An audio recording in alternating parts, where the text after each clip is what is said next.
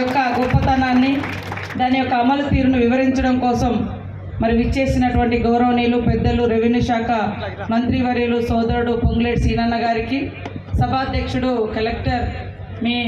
strongest collector గారికి, అదేవిధంగా మా సోదరుడు బడుగు బలహీన వర్గాల బిడ్డ, మరి 100 సంవత్సరాల చరిత్రను తన నాయకత్వంలో బీసీ కులగణన చేపట్టడంలో దిగ్విజయంగా చేపట్టినటువంటి మన ఎంపీ పొన్నమన్న గారికి, మరి ఈ గ్రామం బిడ్డ మీ అందరికీ సుపరిచితుడు, కష్టాలు కన్నీళ్లలో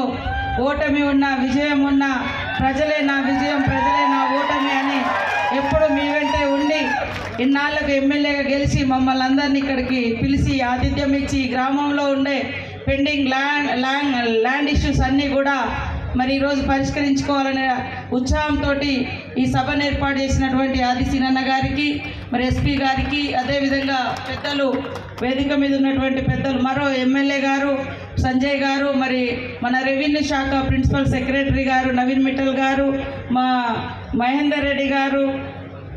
మోహన్ రెడ్డి గారు, మార్కెట్ కమిటీ చైర్మన్లు మెంబర్సు,